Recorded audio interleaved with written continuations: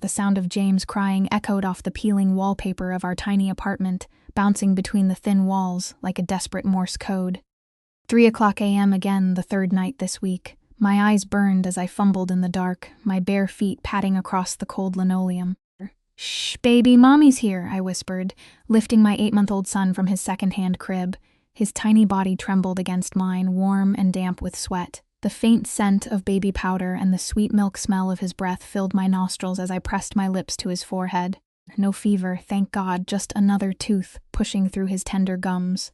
I swayed back and forth in the patch of silver moonlight cutting through the thin curtains, feeling the weight of exhaustion pressing down on my shoulders like concrete. Single motherhood wasn't what I'd planned. None of this was. Not the cramped one-bedroom apartment in the forgotten corner of the city. Not the 3 jobs I juggled just to keep a roof over our heads. Not the father who vanished the moment I told him I was pregnant.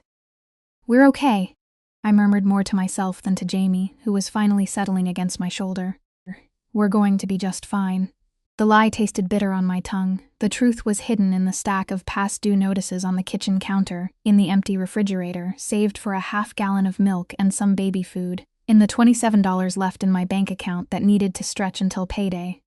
Still 4 days away. I slid down the wall onto the floor, cradling Jamie against my chest, and reached for my phone. 3:15 in the morning was as good a time as any to sort through the waitressing jobs on the employment app. My day job as a receptionist at Archer Medical Plaza barely covered rent, and my weekend shifts at the diner had been cut back. I needed something to fill the gap, even if it meant more hours away from Jamie, more money spent on the sitter. My thumb scrolled mindlessly through listings, each one blurring into the next, when a text from Melissa, my closest friend and sometimes babysitter, caught my eye. "Did you call that number I sent you? The restaurant is hiring and the tips are insane. You could make in one night what you make in a week at that greasy diner." I hadn't called. The restaurant was the kind of place where the wealthy went to see and be seen. The kind of place that wouldn't look twice at a sleep-deprived single mother with perpetually stained fingernails and drugstore makeup. But desperation has a way of silencing pride. With Jamie still nestled against me, his breathing now deep and even, I opened my voice recorder app. I'd send Melissa a message explaining that I'd call tomorrow, ask her if she could put in a good word. My thumb hovered over the record button as Jamie shifted, letting out a soft whimper before settling again. "Mel, hey, it's me," I whispered, conscious of James' finally peaceful state. "I'll call that restaurant tomorrow. I need to know if they're really okay with my situation.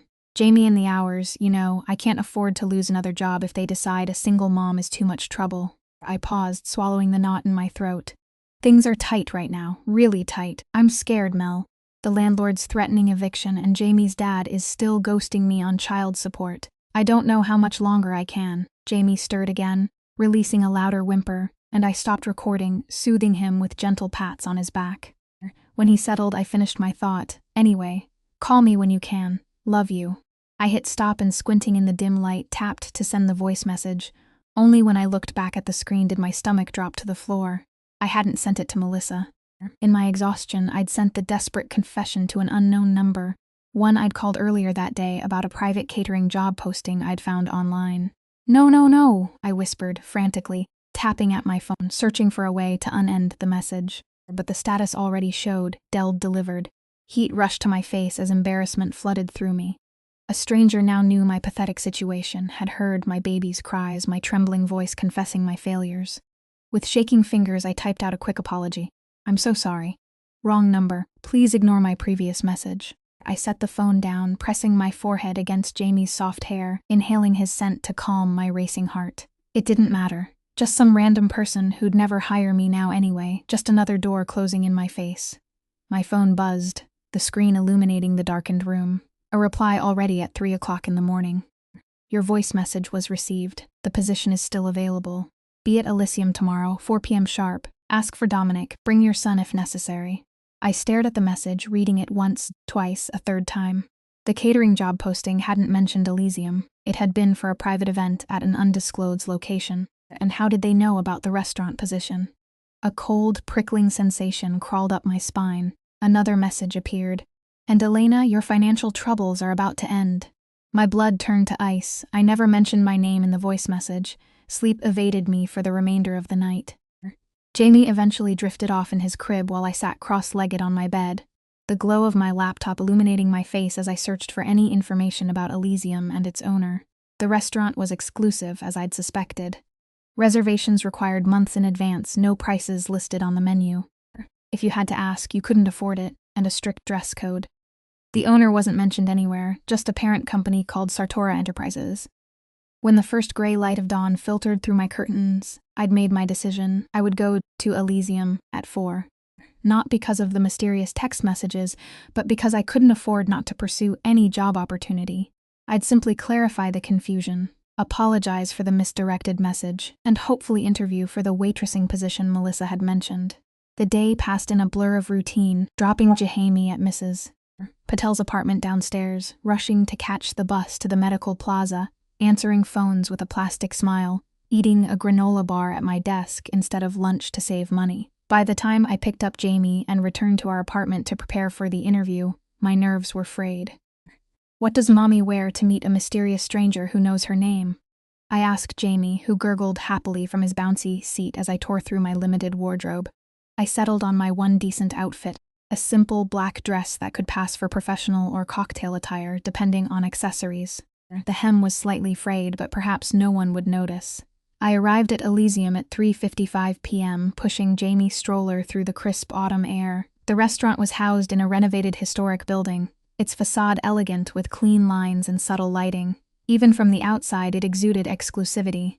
A doorman in a tailored suit stood at attention, clear's throat, his eyes scanning me from head to toe as I approached. "I'm here to see Dominic," I said, hating the tremor in my voice. "I have an appointment at 4 o'clock. The doorman's expression didn't change, but he nodded once and opened the door. "They're expecting you, Ms. Riley," my last name. Now they knew my last name, too. The unease that had been simmering all day threatened to boil over, but I pushed Jamie's stroller through the door anyway. Desperation, a more powerful motivator than fear. The interior of Elysium was breathtaking, soaring ceilings with crystal chandeliers, marble floors, and plush velvet seating and deep jewel tones. The air smelled of expensive cologne and truffle oil. A hostess in a sleek black dress approached immediately. "Ms. Riley, welcome to Elysium." Her smile was practiced, professional. "Mr. Story is waiting for you in the private dining room. Please follow me, Mr. Story." Not Dominic. I followed her through the nearly empty restaurant. They probably wouldn't open to the public until later, my heart hammering against my ribs. The wheels of James' stroller squeaking slightly on the marble floor. The hostess led me to a door at the back of the main dining area, knocked once and then opened it, gesturing for me to enter. "Mr. Sartori, Ms. Riley has arrived." I stepped into what appeared to be a private dining room, elegant and intimate with a single table set for two in the center.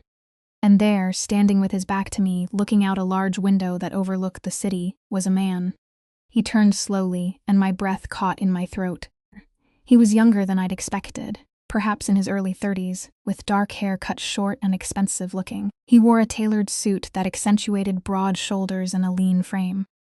A clear's throat, but it was his eyes that captured me, dark and intense. They seemed to look through me rather than at me. There was something dangerous in that gaze, something that made me want to grab Jamie and run. "Elena Riley," he said, my name rolling off his tongue like he was tasting it. His voice was deep with the faintest trace of an accent I couldn't place. "At last we meet." Jamie chose that moment to let out a soft babble, drawing the man's attention to the stroller. Something flashed across his face, an emotion too quick to identify before his expression smoothed into a mask of polite interest. "And this must be James," he said, stepping closer to the stroller. Close enough that I caught the scent of his cologne, something woodsy and expensive. He peered down at Jamie, who stared back with wide, curious eyes. "He has your eyes?" A chill ran through me. "How do you know my son's full name?" The man, Mr. Sartori, straightened and smiled, though the expression didn't reach his eyes. "Please sit down. We have much to discuss," he gestured to one of the chairs at the table. "I believe you sent me a voice message last night by mistake about your situation."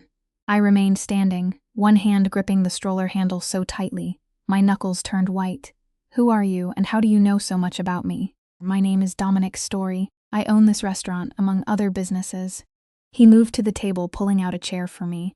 "And as for how I know about you, Elena, let's just say I make it my business to know everything about people who interest me. And why would I interest you?"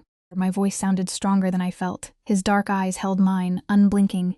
That voice message, your desperation, your son's cry. He paused, his jaw tightening almost imperceptibly, and the mention of James' father ghosting on child support. Tell me, what's his name, this man who abandoned his responsibilities? The conversation had taken a turn I hadn't anticipated. I don't see how that's relevant to a job interview. A smile played at the corners of Dominic's mouth. This isn't a job interview, Elena. At least not for a waitressing position. He finally sat down, motioning again for me to do the same. Please sit. I have a proposition for you that will solve all your financial problems. Against my better judgment, I sat, pulling James' stroller close to my side.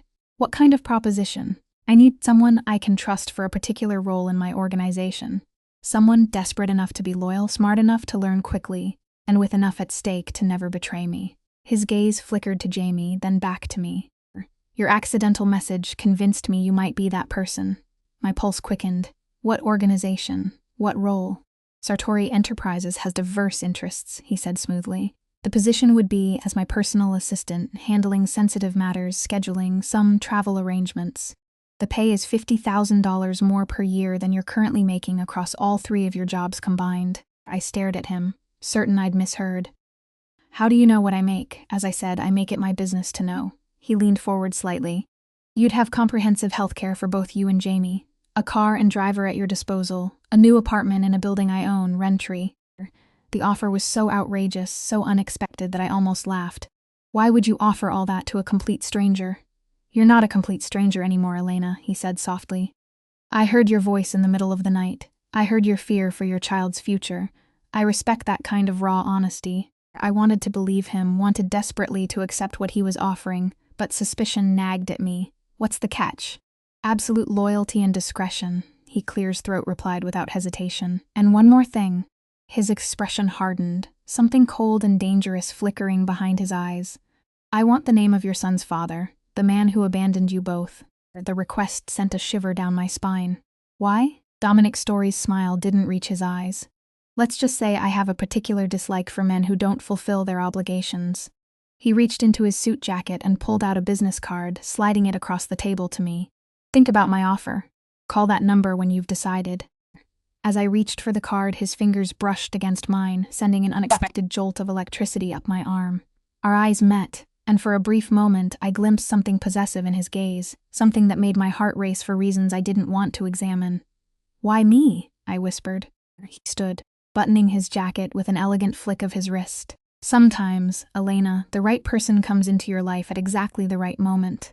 His eyes dropped to Jamie, who was watching him with curious eyes. Or perhaps it's the wrong moment for all the right reasons. I left Elysium with his business card burning a hole in my pocket and the uncanny feeling that my accidental voice message hadn't been an accident at all, but the first step down a path I couldn't see the end of, a path Dominic Sartori had somehow been waiting for me to take. 3 days passed before I called the number on Dominic Story's card. 3 days of weighing impossible options while staring at past due notices. 3 days of watching Jamie sleep and wondering what kind of mother considers working for a man who sends chills down her spine just by looking at her. The deciding factor came in the form of an eviction notice slipped under my door on the 3rd morning, giving me 72 hours to pay in full or vacate. I sat on the floor of my apartment, Jamie crawling over my legs as I dialed the number with trembling fingers. It rang only once. Elena. Dominic's voice came through immediately, as if he'd been waiting by the phone. Not a question, but a statement of certainty. I was beginning to think you wouldn't call all. My voice caught in my throat. I closed my eyes, picturing Jamie homeless, pictured us sleeping in my rusted-out car. I'm interested in your offer. Good. The satisfaction in his voice was palpable. Pack essential items for yourself and Jamie. My driver will collect you in an hour. The rest of your belongings will be moved tomorrow. An hour? I glanced wildly around the apartment. I haven't even given notice at my jobs. I can't just all taken care of. He interrupted smoothly. Archer Medical Plaza has received your resignation letter, effective immediately. The diner, as well. A chill ran through me. You had no right. I had every confidence in your decision, Elena. His tone left no room for argument. 1 hour pack. The line went dead before I could respond. I stared at my phone, my heart hammering against my ribs. What had I just agreed to? And how had he already arranged my resignations? As if my acceptance was a foregone conclusion. Jamie pulled himself up on the coffee table, babbling happily, oblivious to the crossroads we'd just passed. I scooped him up, breathing in his sweet scent, letting it center me. "It's just a job," I whispered to him. "Just a very strange, very well-paying job." The driver arrived exactly 1 hour later, a stern-faced man in a dark suit who introduced himself only as Gray. He loaded our 2 suitcases into the trunk of a sleek black sedan with tinted windows while I secured Jamie's car seat. The interior of the car smelled of expensive leather and faintly of the same cologne Dominic wore. "Where are we going?" I asked as Gray pulled away from the curb. "Mr. Sartori has arranged accommodations for you and your son in the Archer building," he answered, his eyes meeting mine briefly in the rearview mirror. "It's one of his residential properties, the Archer building. Even I knew of it, a high-rise luxury apartment building downtown where penthouses reportedly sold for 8 figures. I swallowed hard, looking out the window, as my old neighborhood disappeared behind us. "Your apartment has been furnished according to Mr. Sardo's specifications," Gray continued. "If anything isn't to your liking, a decorator can make adjustments tomorrow." I didn't respond, too overwhelmed by the speed at which my life was changing. Jamie babbled in his car seat beside me, reaching for my hand. I gave him my finger to hold, drawing comfort from his tiny grip. The Archer building rose 40 stories into the sky, all glass and steel and modern angles. A doorman rushed to open the car door when we arrived. Another appeared to help with our luggage, and a concierge greeted me by name in the marble-floored lobby. "Ms. Riley, welcome to the Archer. I'm Phillips, the head concierge. Mr. Sartori has instructed me to provide you with everything you need." He led us to a private elevator at the back of the lobby, using a key card to summon it. "You're in apartment 381, the entire 38th floor." My jaw dropped. "The entire floor?" Phillips nodded, as if this were perfectly normal. "Mr. Story thought you and young Master James would appreciate the space." The elevator doors opened directly into the apartment, and I stepped out into what felt like another world. Floor-to-ceiling windows offered a panoramic view of the city. The open-concept living area was larger than my entire previous apartment, furnished with sleek modern pieces that somehow managed to look both expensive and comfortable. The kitchen gleamed with stainless steel appliances and marble countertops. "The nursery is this way," Philip said, leading me down a hallway. Mr. Sartori had it specially prepared. The nursery took my breath away, painted a soft blue with stars on the ceiling. It contained a hand-crafted wooden crib, a plush rocking chair, and shelves filled with books and toys. A state-of-the-art baby monitor sat on a dresser fully stocked with diapers, clothes, and everything Jamie could possibly need. I couldn't find words. "Mr. Sartori will be arriving at 7 for dinner," Phillips informed me, handing over a key card. "The refrigerator and pantry have been stocked. If you need anything at all, press 1 on any of the house phones." After he left, I stood in the middle of the massive living room, Jamie balanced on my hip. Both of us staring out at the city spread below us like a carpet of lights in the gathering dusk. "What have I gotten us into, Jamie?" I whispered as if in answer. My phone buzzed with a text message. "I trust the apartment meets with your approval. I'll bring dinner at 7. No need clears throat to dress formally. DS." I spent the next hour exploring our new home. 3 bedrooms, each with its own bathroom, a home office, a laundry room, even a small gym. The master bedroom held a king-sized bed with the softest sheets I'd ever touched, and a walk-in closet already filled with clothes in my size. Price tags removed, but designer labels evident. The bathroom featured a soaking tub big enough for 3 people and a shower with multiple heads. In James' nursery, I discovered that the clothes in his dresser were not only his current size, but also the next 2 sizes up, organized by age. The refrigerator contained organic baby food, freshly made in glass containers labeled with ingredients. The level of detail was both impressive and unsettling. How long had Dominic been planning this? It seemed impossible that he'd arranged all this in the 3 days since our meeting. At precisely 7 o'clock, the elevator announced an arrival. I stood in the living room, Jamie on my hip, my heart racing as Dominic Story stepped into the apartment. He wore a dark suit, no tie, his collar open to reveal the hollow of his throat. He carried 2 bags that smelled deliciously of spices and garlic. "Alina," he said, his dark eyes moving over me with an intensity that made my skin prickle. Then his gaze shifted to Jamie, and something in his expression softened fractionally. "And James, how are you settling in?" "It's overwhelming," I admitted, watching as he moved confidently through the apartment to the kitchen, setting the bags on the counter. "You'll adjust," he said, removing containers from the bags. "I brought dinner from Elysium. I thought you might prefer to eat here tonight rather than go out." I moved closer, keeping the kitchen island between us. "This is all too much. The apartment, the clothes. How did you even know my sizes? Dominic looked up, his expression unreadable. I told you, Elena, I make it my business to know things. He gestured to the dining table by the window. Shall we eat? The chef prepared his signature pasta for you, and he reached into one of the bags and withdrew a smaller container organic pureed vegetables for James. The normality of sharing dinner with this enigmatic man was surreal.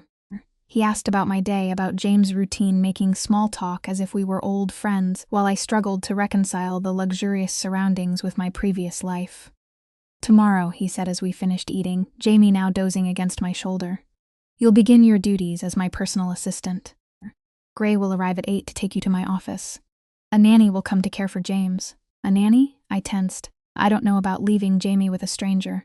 Something dangerous flashed in Dominic's eyes. Mrs. Winters has worked for me for 15 years. She raised my sister's children. She is completely trustworthy. The possessive edge in his voice made me swallow whatever protest I was about to make. Instead, I asked, what exactly will my job entail? Dominic leaned back in his chair, studying me. Initially, you'll manage my schedule, correspondence, travel arrangements. As you prove yourself, your responsibilities will expand. He paused, his gaze intense. I have many business interests, Elena. Some more public than others. A warning prickled at the back of my mind. What kind of business interests? Import, export, real estate, restaurants, private security. He waved a hand dismissively. The specifics aren't important yet. I shifted Jamie to my other shoulder, his warm weight anchoring me. And the salary, the benefits? Is there a contract? A smile curved Dominic's lips, eager to discuss business already. Good. He reached into his jacket and withdrew a folded document, sliding it across the table. Your employment contract. The salary is, as we discussed, $50,000 more than your previous combined income. Full benefits for both you and Jamie. A clothing allowance, use of a company car, all spelled out there. I glanced at the contract, the legal language swimming before my tired eyes. I should have a lawyer look at this by all means. He stood, buttoning his jacket in one fluid motion. Though, I assure you, it's quite standard, apart from the confidentiality clauses. Confidentiality clauses. I frowned for a personal assistant position. Dominic moved around the table, coming to stand beside me. He reached out, one finger gently brushing against James' soft cheek. The casual possessiveness of the gesture made my breath catch. As I said, Elena, I have many business interests. Discretion is paramount. His eyes met mine, dark and impenetrable. But there's one matter we haven't yet discussed. Your son's father. My arms tightened instinctively around Jamie. That's personal, not anymore. Dominic's voice hardened. His name now. Something in his tone made refusal seem dangerous. Michael Delaney. But he's not in our lives anymore. He made that clear. Did he now? Dominic's expression darkened. And what exactly did he take from you besides his presence? I frowned. What do you mean? Your voice message mentioned he was ghosting on child support. But there was something else, wasn't there?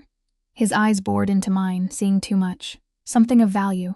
My heart hammered against my ribs. How could you possibly know about that? Dominic smiled, though it didn't reach his eyes. Let's just say Michael Delaney has made himself known to me in the past. In an unfavorable way, the implications of his words sent ice through my veins. Who are you really, I told you? A businessman with diverse interests. He reached out, his fingers brushing a strand of hair from my face, the touch sending an involuntary shiver down my spine. Sign the contract, Elena, for Jamie's sake.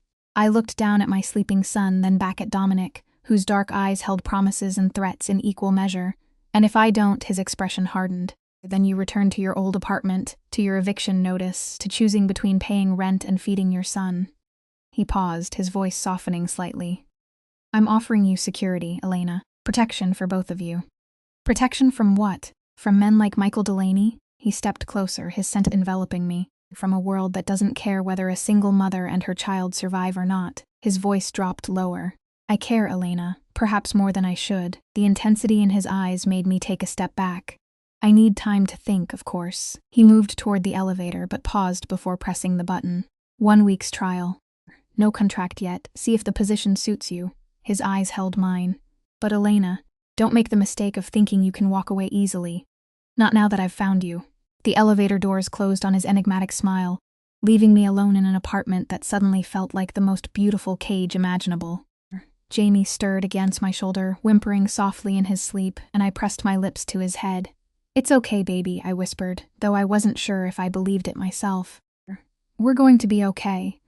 But as I moved through the luxurious apartment that night, putting Jamie to bed in his perfect nursery, I couldn't shake the feeling that I'd stepped willingly into a spider's web, drawn by the promise of security, blind to the predator waiting at its center.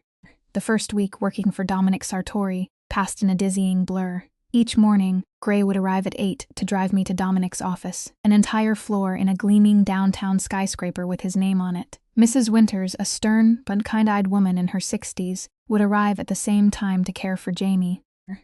Despite my initial reservations, Jamie had taken to her immediately, and the way her professional demeanor softened when he smiled at her had eased my concerns. My duties were straightforward enough at first, managing Dominic's calendar, fielding calls, arranging meetings. His legitimate businesses appeared to be thriving. Elysium was just one of 6 high-end restaurants he owned throughout the city. He had real estate holdings, investment portfolios, and shares in everything from tech startups to pharmaceutical companies.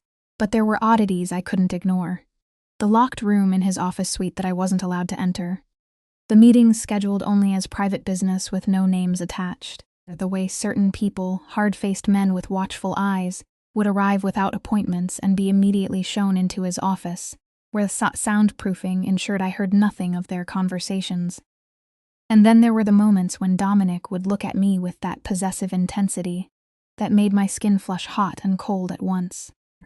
The casual touches that lingered a second too long, the way his eyes tracked my movements when he thought I wasn't aware.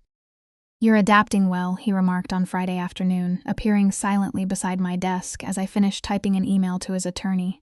I startled, nearly knocking over my coffee. "You move very quietly for a man your size," I said before I could stop myself. A smile played at the corners of his mouth, years of practice. He leaned against my desk close enough that I caught the now familiar scent of his cologne. "Are you and Jamie settling in at the Archer?" I nodded, trying to ignore how his proximity made my pulse quicken. "It's still an adjustment, but Jamie loves the space. And you? Do you find your accommodation satisfactory?" There was something in his tone, an underlying current I couldn't quite decipher. "It's beautiful," I admitted, more than I ever thought I'd have. His dark eyes studied me. "Yet you seem unsettled." I hesitated, weighing my words carefully. "I'm grateful for the opportunity, but I still don't understand why you chose me or how you knew so much about me before we even met. Perhaps I saw something in you that I needed." His gaze was intense, searching, loyalty, resilience, the fierce protectiveness of a mother. "For an assistant job, for something more valuable." He straightened, checking his watch. "It's nearly 5. Gray will take you home. I have a business dinner tonight, but tomorrow evening I'd like you and Jamie to join me for dinner at my home." It wasn't a request. "Your home, unless you have other plans." The slight arch of his eyebrow made it clear he knew I didn't. "No," I said quietly. "No other plans, good." He reached out, his fingers brushing against my cheek so briefly I might have imagined it. 7 o'clock, Gray will collect you." That night, as Jamie slept in his perfect nursery, I paced the living room of our luxury apartment, my thoughts racing. I'd spent a week in Dominic Story's world, and the glimpses I'd caught behind his carefully constructed facade left me with more questions than answers. On impulse, I opened my laptop and searched his name. The results were what I'd expect for a successful businessman. Articles about restaurant openings, quotes in business publications, photos at charity galas, but nothing personal. No mention of family beyond a sister living abroad, no scandals, no hint of anything beneath the polished exterior. I dug deeper, searching variations of his name, his businesses. An hour into my research, a pattern began to emerge.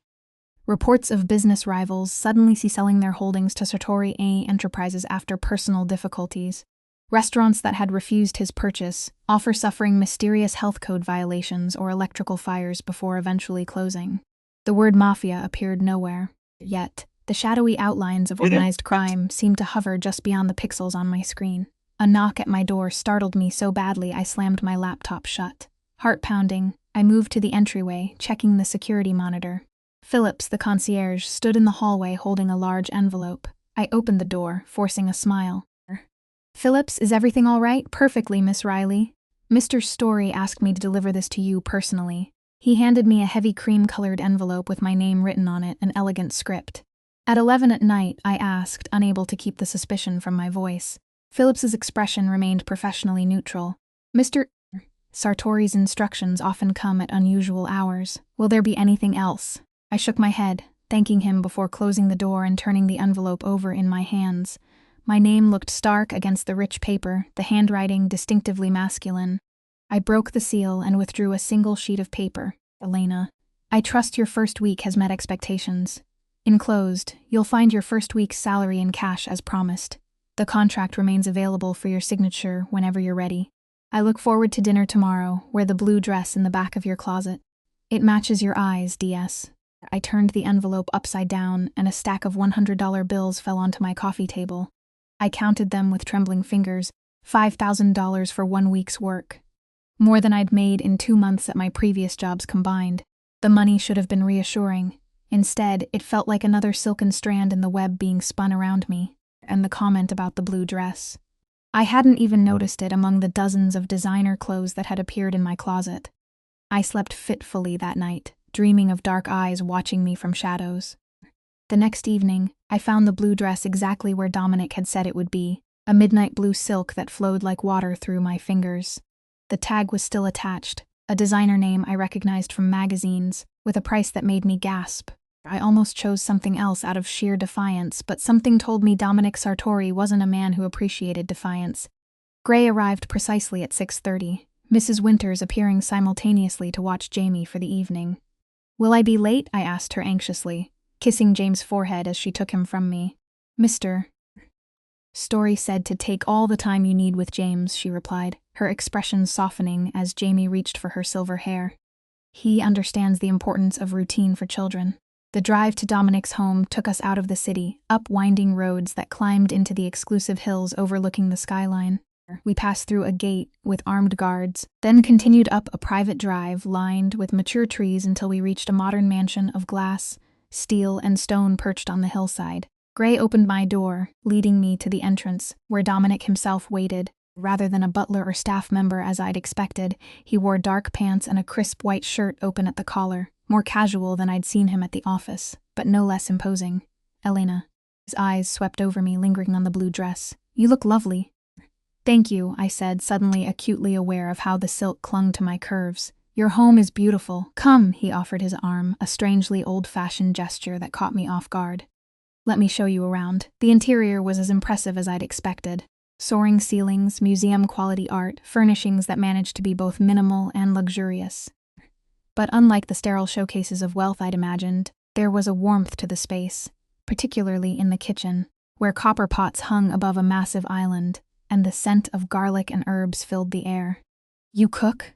I couldn't keep the surprise from my voice as he led me to the island where ingredients were already prepped. When time permits, he handed me a glass of wine, his fingers brushing against mine in that deliberate way that sent electricity up my arm. "It's a form of meditation for me." I sipped the wine, rich and velvety, undoubtedly expensive, and watched as he moved with unexpected grace around the kitchen, his strong hands chopping, stirring, adjusting heat with the confidence of someone who actually enjoyed cooking rather than just showing off. "Tell me about James' father," he said suddenly, his back to me as he added wine to a simmering pan. Tensed. "I thought we covered that. You gave me his name." Dominic turned, his dark eyes boring into mine. "But not the story, not what he took from you." Something in his tone made refusal seem unwise.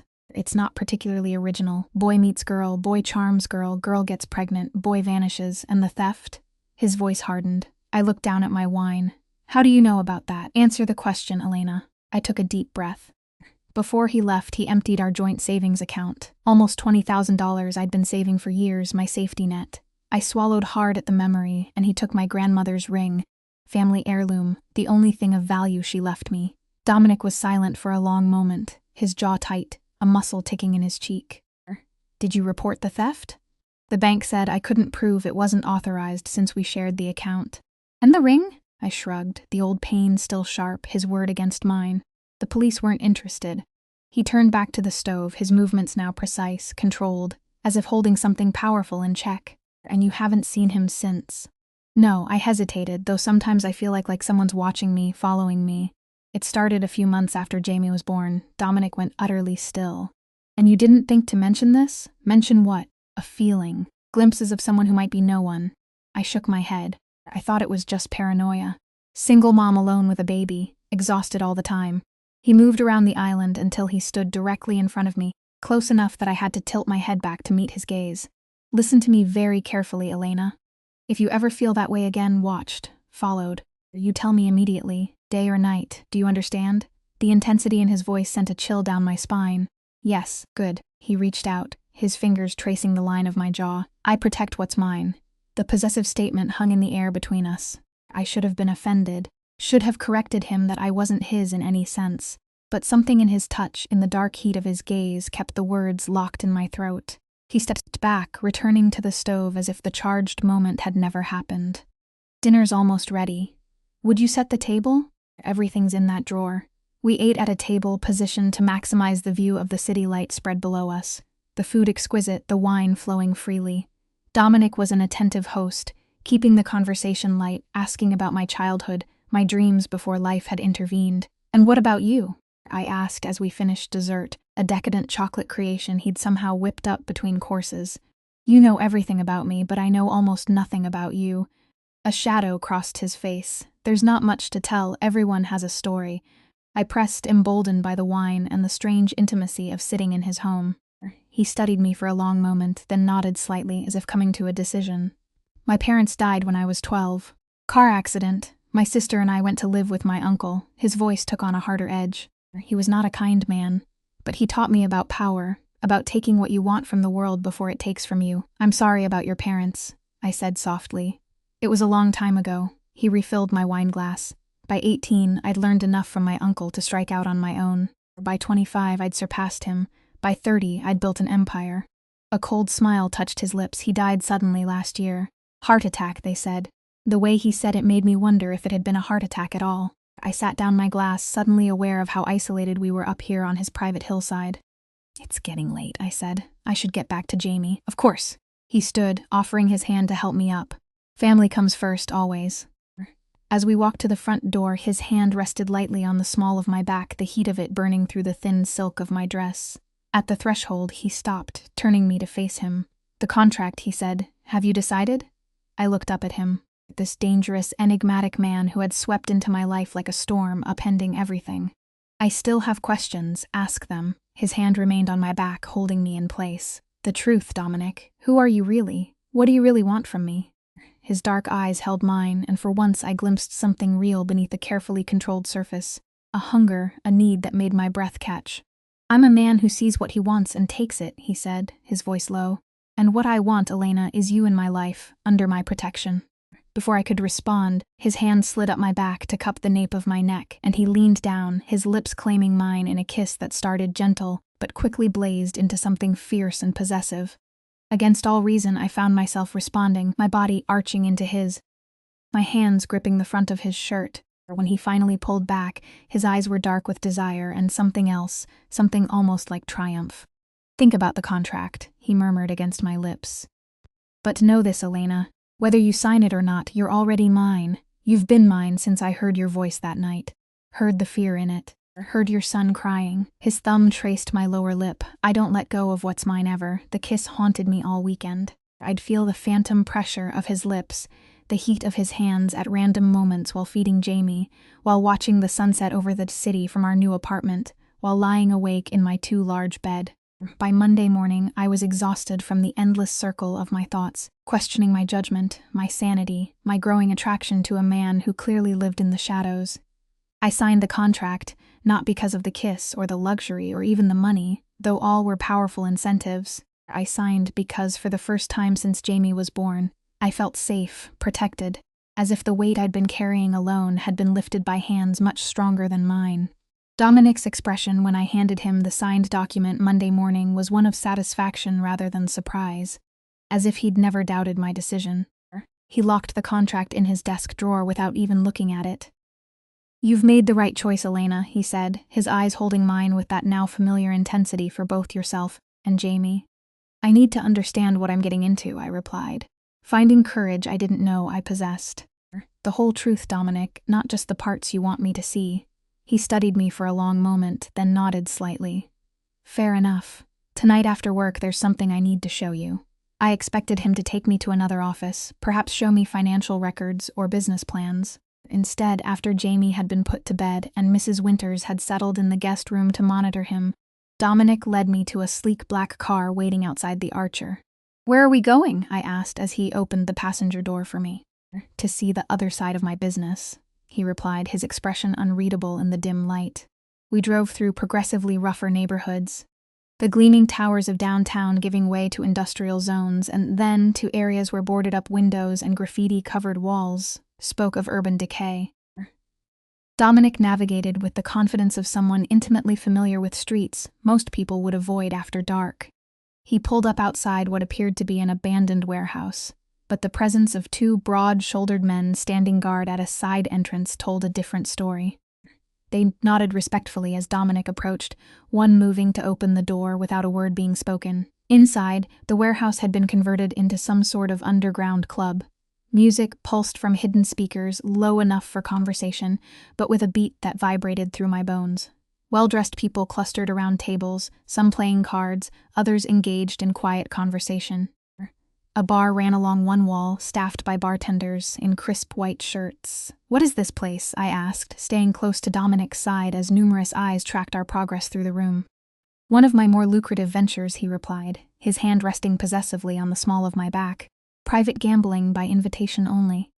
"Is it legal?" His lips curved in a smile that didn't reach his eyes. "Not entirely." He guided me through the main room to a door at the back, guarded by another stern-faced man who stepped aside immediately. Beyond was a smaller room with a large round table where 6 men sat playing poker, stacks of chips piled in front of them. They looked up as we entered, and I felt the weight of their assessment, their eyes moving over me in a way that made me instinctively move closer to Dominic. "Gentlemen," Dominic said, his voice carrying a subtle edge of authority that instantly commanded attention. "Continue your game. I'm just showing Ms. Riley around."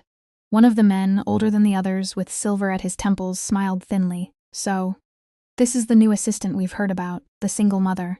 The way he said it made my skin crawl. Dominic's arm slid around my waist, pulling me firmly against his side in a gesture that was unmistakably possessive. "Ms. Riley is under my protection."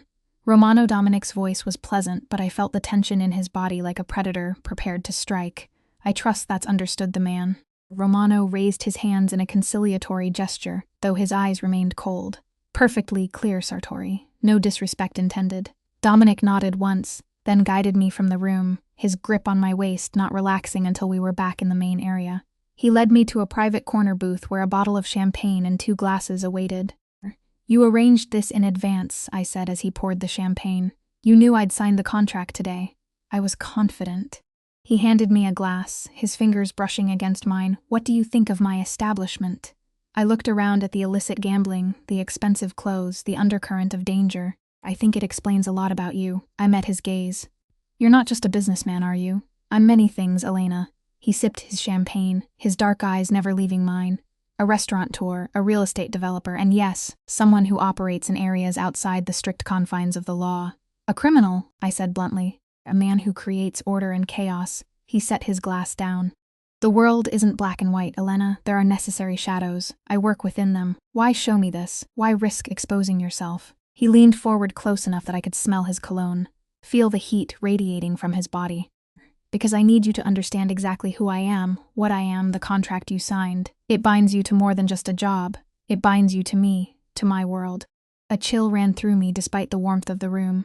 "What does that mean exactly?" "It means you'll see things, hear things that exist outside the boundaries of your previous life."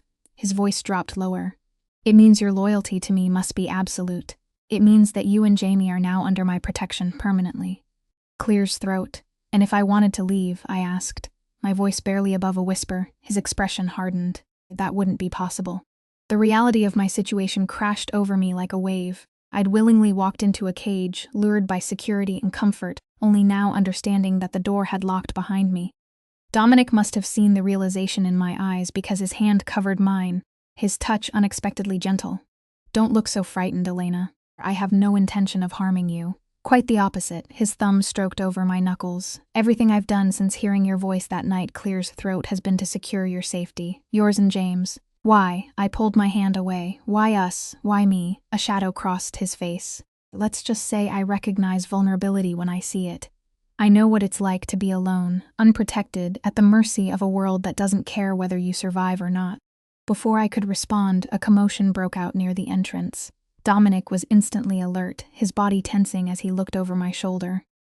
His expression changed from curiosity to cold fury in the space of a heartbeat. "Stay here," he ordered, sliding from the booth. "Don't move." I watched as he strode across the room toward the source of the disturbance, his entire demeanor transformed. Gone was the smooth businessman, replaced by something more dangerous, more primal. The crowd parted for him like water before a shark. At the entrance, 2 of the security guards were restraining a man who struggled in their grip. Even from a distance, there was something familiar about him, something that made my blood run cold. As Dominic approached, the man looked up, and even in the dim light, I recognized him. Michael, James' father. My body moved before my mind could process what I was seeing. I was halfway across the room when Dominic noticed me. The look he gave me should have stopped me in my tracks, a warning, a command to retreat. But I kept going until I stood beside him, facing the man who had abandoned me and stolen everything I had. Michael looked terrible, unshaven, eyes bloodshot, clothes rumpled. When he saw me, his expression shifted from anger to shock. "Elena," his voice was. "What the hell are you doing here?" I could ask same thing, I replied, aware of Dominic's rigid posture beside me, the coiled tension in his body. "You know each other." Not a question from Dominic, but a statement loaded with dangerous implications. Michael's eyes darted between us, widening as understanding dawned. "You're with him now." "Jesus, Elena, do you have any idea who this man is?" "I know exactly who he is." The words came out stronger than I felt. "He's the one who's been taking care of your son while you've been gone." Michael flinched as if I'd struck him. "I can explain everything. I never meant to. Enough." Dominic's voice cut through the air like a blade. "Take him to the office," he's instructed the guards. "Miss Riley and I will join you shortly." As they dragged Michael away, Dominic turned to me, his expression thunderous. "I told you to stay put." "That's James' father," I said, trembling now with the shock of the confrontation. "What is he doing here? How did he find me?" "He didn't find you," Dominic said, his jaw tight. "He found me. Or rather, my men found him, as they've been instructed to do for the past week." His eyes held mine. "Remember when you told me you sometimes felt followed? It wasn't paranoia. Elena Michael Delaney has been stalking you since shortly after Jamie was born." The room seemed to tilt under my feet. "What? No, that's not possible. He left. He abandoned us. Yes, he did, with your money and your grandmother's ring." Dominic's hand closed around my upper arm, steadying me. "But he came back, watched you from a distance, followed you to work, to the diner, to your apartment. How do you know this?" My voice sounded distant to my own ears. "Because the moment you told me about him, I put men on finding him." Dominic's expression was cold, calculating. What I didn't expect was for him to show up here trying to see me. "Apparently, he recognized my car outside your building and has been looking for a way to approach me ever since. Why would he want to see you?" Dominic's smile was devoid of warmth. "Let's find out, shall we?" The office was at the back of the warehouse, a surprisingly well-appointed room with leather furniture and a large desk. Michael sat in a chair, the guards positioned behind him. He looked up when we entered, his eyes locking on mine with an intensity that made me uncomfortable. 5 minutes, Dominic said to the guards. "Wait outside." When the door closed behind them, Dominic moved to lean against the desk, positioning himself between Michael and me. "Explain yourself, Delaney. Why have you been following Ms. Riley? Why were you looking for me?" Michael swallowed hard, his eyes darting between us. "You don't understand. I had to leave. They gave me no choice." "Who gave you no choice?" I demanded. The anger I'd suppressed for months finally breaking free. "Who forced you to steal my savings?" "My grandmother's ring." "The ring was collateral," Michael said, his voice cracking. "The money, too. I owed people, dangerous people. They threatened you and the baby if I didn't pay." "So your solution was to steal from me and disappear." The betrayal stung fresh even after all this time. "I was trying to protect you," Michael insisted. "I've been watching over you, making sure they didn't come after you next. When I saw Sartori's car at your building, I thought." He trailed off, looking at Dominic with naked fear in his eyes. "You thought I was there to collect on your debt?" Dominic finished, his voice dangerously soft. "Tell me, Delaney, who exactly did you owe money to?" Michael hesitated, then whispered, "Romano. Victor Romano." The name struck a chord. The older man at the poker table who had commented on me, who Dominic had warned off. I looked at Dominic, whose expression had turned to granite. "And the debt," Dominic pressed. "How much? 15,000, Michael admitted, looking down. "Plus interest. It's over 30 now. I can't pay it, that's why I came looking for you. Everyone knows you're the only one who can challenge Romano's authority in this city." Dominic was silent for a long moment, his eyes calculating. Finally he straightened. "Where is the ring?" Michael blinked, caught off guard by the question. "What?" "Elena's grandmother's ring." Where is it? Romano has it, Michael said, his voice small. Like I said, collateral. Dominic nodded once, as if something had been confirmed. Wait here, he instructed, then took my arm and led me from the office, closing the door behind us. In the hallway, he turned to me, his expression softer than I'd expected. Are you all right? I wasn't sure how to answer. My mind was spinning with revelations. Michael's debt, his claim that he'd been protecting us, the involvement of Romano. I don't know, I admitted. This is all overwhelming. Dominic's hand came up to cut my cheek, his touch surprisingly gentle for a man I just watched transform into something dangerous. Listen to me, Elena. I'm going to take care of this, all of it. But I need you to trust me. Can you do that? I looked into his dark eyes, searching for reassurance in their depths. Despite everything I'd learned tonight, or perhaps because of it, I found myself nodding. Yes. His thumb stroked my cheekbone, a tender gesture at odds with the controlled violence I sensed beneath his surface. Good. Now I need you to go home to Jamie. Gray is waiting outside. He'll take you back to the Archer. What about Michael? Leave Michael to me. Something cold flashed in his eyes. He and I have some business to discuss. I should have been frightened by the implications. Instead, I felt a strange sense of security knowing Dominic was handling the chaos Michael had brought into my life. Don't hurt him, I said, though without much conviction. He's still Jamie's father. I'll keep that in mind. Dominic leaned down, pressing his lips briefly to mine in a kiss that felt like a promise and a claim all at once. Go home, Elena. I'll come to you when it's done. Gray drove me back to the Archer in silence, but I felt his occasional glances in the rearview mirror. He knew something significant had happened tonight, something that had shifted the delicate balance of my new life with Dominic. He'll be all right, Ms. Riley, he said as we pulled up to the building. The first personal comment he'd ever made to me. Mr. Sartori knows what he's doing. Clear's throat, I nodded, unsure whether he meant Dominic would be all right, or Michael, or me. Perhaps all of us. Mrs. Winters reported that Jamie had slept peacefully all evening. After she left, I checked on him, watching his tiny chest rise and fall in the dim glow of his nightlight. How could something so small, so innocent, be at the center of such a complex web? I brushed my fingers against his soft cheek, overwhelmed by love and fear in equal measure. I tried to sleep, but found myself pacing the apartment instead, replaying the night's events in my mind. Michael's appearance had torn open wounds I thought had scarred over, bringing back the pain of his betrayal along with new questions. Had he really been watching over us all this time? Had his disappearance truly been an attempt to protect us, and what would Dominic do with him now? It was nearly 3 o'clock in the morning when the private elevator hummed to life. I stood in the center of the living room, my heart pounding as Dominic stepped out. He'd removed his jacket and his white shirt was open at the collar, sleeves rolled up to reveal strong forearms. He looked tired but composed. Is Jamie asleep? He asked, his voice low.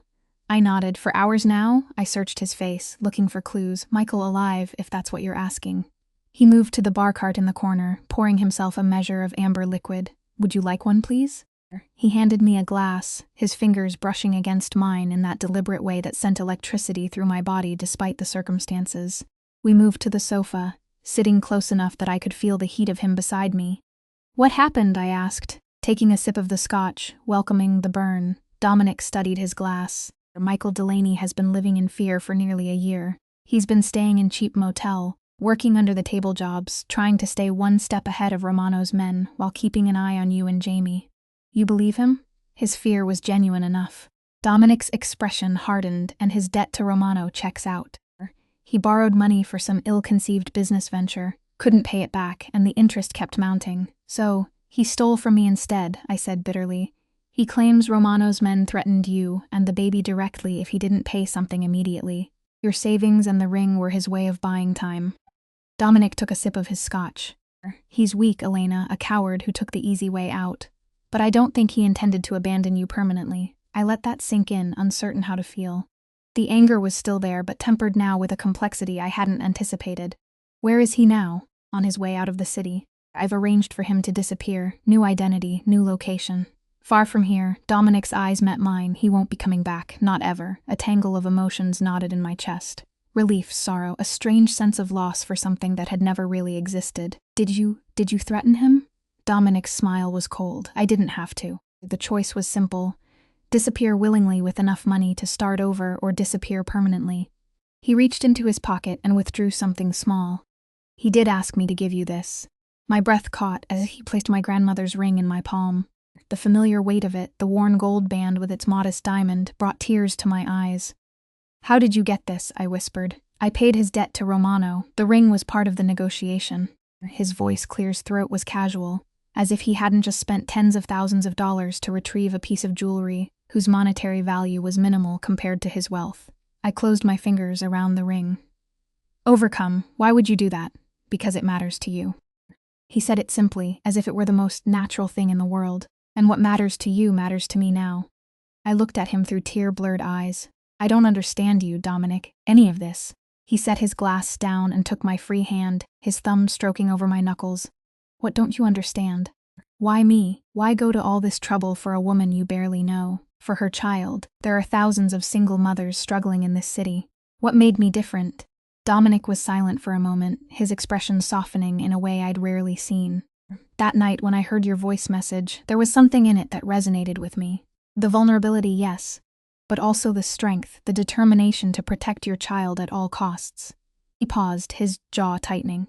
"My mother had that same quality. Before she died, she fought like hell to keep my sister and me safe, to give us a future. It was the most personal thing he'd ever shared with me." I held my breath, afraid to break the spell of his rare openness. "When my parents died and we went to live with my uncle, that protection vanished," he continued, his voice taking on a harder edge. "We were at his mercy, and he had none. I swore then that I would never be vulnerable again, that I would build power enough to protect what was mine." His dark eyes held mine when I heard your voice that night, heard Jamie crying. Something in me recognized something in you. A mirror of what I once was, vulnerable but fighting. "So this was what, charity? Pity?" I couldn't keep the edge from my voice. "No," he said firmly, "never that." His hand tightened on mine. "It was recognition, connection, and yes, something more selfish." His gaze intensified. "Possession, Elena. From the moment I heard your voice, I wanted you in my life, under my protection." Clear's throat mine. The possessiveness should have frightened me, should have sent me running. Instead, it ignited something in my core. A warmth that spread through me like wildfire. "You can't just claim people, Dominic, can't I?" His smile was dangerous, seductive. "I've built my empire on taking what I want, and I want you. I want Jamie. I want the family I never thought I'd have." The word family hung in the air between us, loaded with meaning. "Is that what this is? You're what? Acquiring a ready-made family?" "I'm protecting what's mine," he corrected, reaching up to brush a strand of hair from my face. "The fact that I want you, desire you, is a separate but equally powerful motivation." My cheeks flushed hot at the naked hunger in his eyes. "And what about what I want?" "Tell me what you want, Elena," he said, his voice dropping lower. "Tell me honestly." I looked at him. This complex man who had swept into my life like a storm, upending everything, who had shown me both darkness and unexpected tenderness, who had retrieved my grandmother's ring and banished the shadow of Michael from our lives. Security, I admitted, safety for Jamie, a future without constant fear. I took a deep breath. "And you, God help me, I want you too." His eyes darkened with desire at my confession. He leaned forward, his hand sliding to the nape of my neck, pulling me toward him until our lips met in a kiss that started tender, but quickly blazed into something fierce and demanding. I melted into him, my body responding with an intensity that both thrilled and terrified me. When we finally broke apart, both breathing heavily, he pressed his forehead to mine. "Stay with me, Elena," he murmured. "Be mine. Let me be a father to Jamie. Let me give you both everything you deserve." "Even knowing what you are," I whispered. "What you do." He pulled back slightly, his expression serious. "I won't lie to you ever. The world I inhabit has shadows, dangers, but I swear to you that you and Jamie will only ever know the light part